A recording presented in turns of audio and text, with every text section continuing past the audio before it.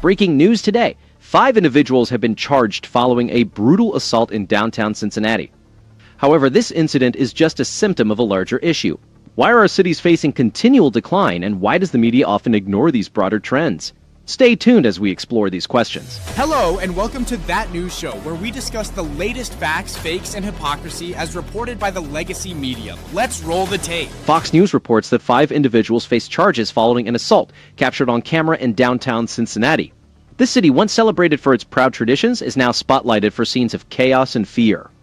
This incident goes beyond the actions of 5 people. It reflects a culture that seems to reward lawlessness and overlook decency.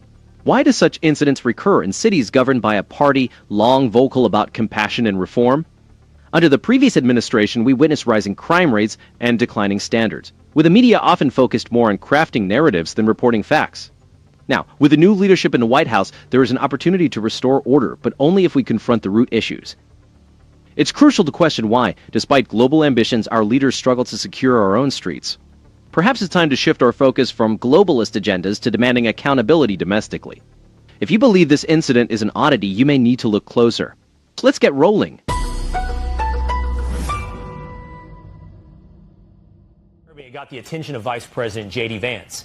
He said this when asked about it during a stop in Ohio today.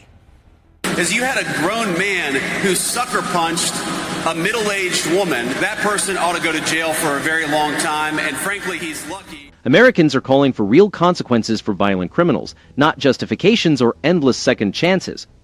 When a grown man assaults a woman in public while bystanders do nothing, it reflects not only a personal failing, but also a profound decay in our urban culture and political priorities.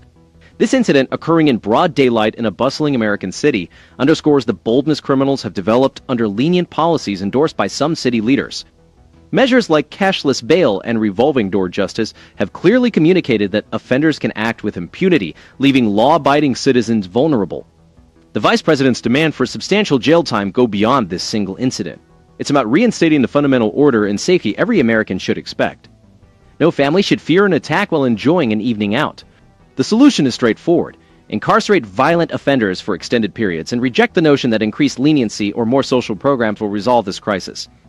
The media's selective outrage also merits attention. Had the roles in this attack been reversed, the response would likely include extensive media coverage, public protests, and calls for federal action. When events challenge the favored narrative, they are often downplayed or ignored, contributing to a rising mistrust among the public towards the media and political figures. It's time for Washington to prioritize domestic issues over foreign engagements and global initiatives. This administration is committed to enforcing law and order, revitalizing American industries, and ensuring that every community from industrial towns to urban centers is safe for families. The era of indulging criminals at the expense of victims has ended. This is the essence of true leadership. All right, police have identified 4 potential suspects so far, but one of the most disturbing parts of this, as I mentioned, is how many people just stood around, watched, not calling 911. What country?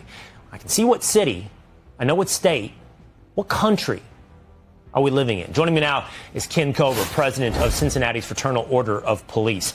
And I appreciate you being here with us, and it's not to insult your city, but this is intolerable. It doesn't belong on any American street. It honestly doesn't belong in any civilized society. And I saw a quote by you, Ken, where you said, what you see in this video and the behavior around there is people that fear no repercussions. Tell me why they would fear no repercussions. Well, you know, Cincinnati and Hamilton counties are really at a crossroads. What kind of city and county do we want to be? Because right now you have about half the judges that support law and order, and then you have half of them that just don't, that are being the cashless bail, the soft on crime. And this is a result of that. I mean, these people fear no consequences. What we are witnessing here is not merely a shocking act of violence on a Cincinnati street, but a stark indictment of policies that have eroded accountability and encouraged lawlessness. The scene where over 100 people were present, yet only one person called emergency services, highlights a society where personal responsibility and civic duty are in decline. This is a far cry from the America known for building the most prosperous and secure nation on earth. It is a direct result of progressive criminal justice experiments, such as cashless bail, lenient sentencing, and a revolving door for offenders, that have conveyed a message that there are no real consequences for violent behavior. Hamilton County now stands at a crossroads with a clear divide. On one side are judges and officials who uphold law and order. On the other, those advocating for leniency and so-called reforms that in effect protect perpetrators over victims. This has led to a tragic outcome where criminals operate with impunity, confident they will be released quickly. This crisis is not a partisan issue, but a severe problem that has burgeoned under Democratic leadership in various cities. The previous administration's policies weakened our justice system, prioritized offenders' rights over victims, and demoralized police, leaving communities vulnerable. In stark contrast, the current administration stands firmly with law enforcement, committed to restoring order and prioritizing American families. Also, the media's selective outrage is hard to overlook. If the demographics of this attack were reversed, coverage would likely be extensive, with calls for significant federal action. When events don't fit the preferred narrative, they are often downplayed or ignored. This selective reporting is why public trust in mainstream media is plummeting, and why there is a growing demand for genuine change. Instead of investing in endless foreign interventions or globalist initiatives, Washington should prioritize the safety and stability of our communities. The residents of Cincinnati and all American cities deserve safe streets where families can walk without fear, criminals are held accountable, and the rule of law is a reality, not just a slogan.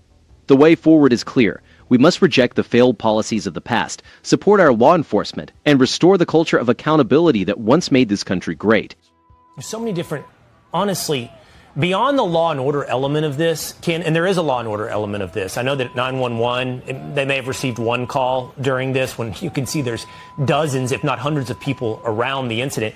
But there's also so many cultural implications going on here. I don't know. I don't know how you were raised. I can tell you this. Any situation, A, where a man hits a woman, or B, where 5 or 6 or 7 or 8 or 10 guys are ganging up on one, nobody involved in that is tough. Nobody involved in that is a man. And it says something rotten about any culture that produces individuals who think somehow this is tough. Yeah, these people clearly have no morals. They have no morals. They don't care about themselves. They don't care about others. And this is certainly a problem that we're seeing time and time again. We are witnessing more than just a breakdown in law and order. It's a collapse of the fundamental values that once defined American communities. When over 100 people stand by, indifferent to a woman being brutally attacked and a group descending on a single man, it highlights a severe cultural decay. This isn't just about failing policing or policy. It's a stark indictment of a society that has lost its moral compass. The notion that masculinity or toughness is defined by violence or mob aggression distorts everything this country once stood for in terms of character and responsibility. These individuals have abandoned any sense of duty to themselves or their neighbors, reflecting a troubling shift in our societal direction. The fact that only one emergency call was made despite numerous witnesses points to a deeper issue: the erosion of personal responsibility and the normalization of apathy. This problem is not unique to Cincinnati, but it is particularly evident in cities where reforms have prioritized offenders' rights over public safety. The consequences of lenient policies, revolving door bail, and a push for leniency over accountability are clear. These aren't compassionate policies. They're reckless experiments that compromise community safety and empower those who disregard the law. Fox News deserves recognition for spotlighting the facts of this case and confronting the uncomfortable truths. The network's commitment to showing the raw footage, questioning bystanders' motives, and probing the cultural context distinguishes it from other media outlets that often overlook or sanitize such stories. While Fox's coverage provided a detailed account of the attack and the crowd's lack of response, it could enhance its analysis by including a wider array of experts from urban policy or law enforcement reform. Additionally, providing more context on broader crime trends in similar cities would amplify the segment's impact. It's also crucial for Fox News to balance its reporting by verifying claims about racial motivations and clarifying official findings, even as it critiques coverage inconsistencies elsewhere. The selective outrage in mainstream media, particularly when victim and perpetrator demographics differ, significantly influences public trust in legacy media. The core issue remains unaddressed by city officials and progressive policymakers. Removing consequences for criminal behavior only incentivizes it. Undermining the police emboldens the lawless, and ignoring cultural decay leads to unsafe streets. Previous policies championed by leaders like Joe Biden and Kamala Harris weakened the justice system and demoralized law enforcement. In contrast, the current administration is working to restore accountability and support the officers maintaining our safety. Washington should prioritize the safety and stability of American cities over foreign interventions or globalist projects. The residents of Cincinnati and cities nationwide deserve more than empty promises and failed criminal justice experiments. They deserve communities where decency, courage, and civic duty are the norm. The path forward involves restoring accountability, supporting law enforcement, and fostering a culture where personal responsibility is expected. By continuing to spotlight these issues and challenging prevailing narratives, Fox News performs a vital public service. The network must remain diligent in presenting the full scope of the crisis and demanding tangible solutions from those in power. We saw the worst that Cincinnati has to offer that morning. And look, it's our job to tell the truth, and the truth requires you to state the obvious. There is a racial component to what we're watching on our screen right now. The two victims on the screen appear to be white. Most of the assailants appear to be black. And if we played the game of reversing this, and we have in some instances, there would be a national outcry and rage about the races involved in this incident. But here we have it reversed, and it asks some serious questions about us as a society. Economic realities in Cincinnati reflect a broader breakdown in public safety and civic trust. When violent crime spikes in the city center, as evidenced by the sharp increase in reported offenses downtown, the financial repercussions are widespread. Businesses hesitate to invest, tourism suffers, and property values stagnate. Families are rethinking their evening plans and long-term living arrangements, adding stress to local economies already burdened by inflation and regulatory challenges. For small business owners, particularly those running restaurants and venues near recent crime scenes, the impact is direct and quantifiable. Reduced patronage leads to thinner profit margins, layoffs, and sometimes even closures. Employees face reduced hours, decreased tips, and less job security. These setbacks are tangible and significantly affect working families. As the city's safety reputation declines, insurance premiums rise and operational costs increase, even affecting the city's tax base and reducing funds for essential services like police, fire, and infrastructure. This issue extends beyond a single night of violence. It signals a failure in policies that do not prioritize the economic well-being of the community. When leadership shifts focus to lenient crime reforms or global issues over local economic and safety concerns, the consequences are predictable: increased crime, reduced investment, and limited opportunities. The previous administration's focus on offender rights over victim needs has left urban centers vulnerable to both physical and economic damage. In contrast, the current administration's commitment to restoring order and bolstering law enforcement is fostering a more stable environment conducive to economic growth. A secure community encourages more spending, investment, and active participation, which are the cornerstones of prosperity. The repercussions extend beyond business owners. Ordinary families face increased living costs as crime escalates prices for essentials like groceries and gas. Neighborhoods that were once vibrant now see fewer children playing outdoors as parents worry about safety and home values. This domino effect impacts various sectors, including retail, real estate, and public transportation. Therefore, the discussion must go beyond policing.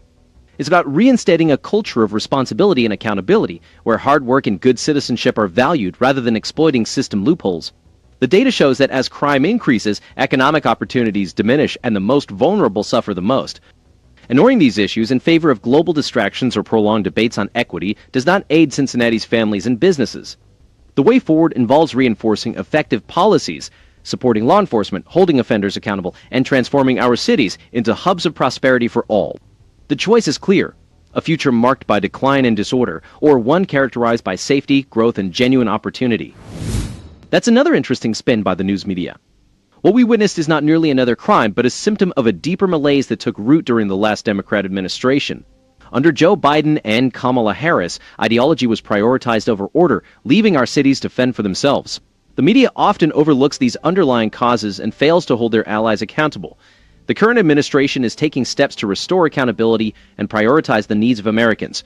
No more apologies, no more excuses. Why are we spending billions on international policing when we can't even ensure safety on our own streets? It's time our leaders remembered who they work for. If they can't, perhaps it's time for them to step aside and let capable leaders take the helm. Be sure to comment below while dropping a like and subscribing. Until next time.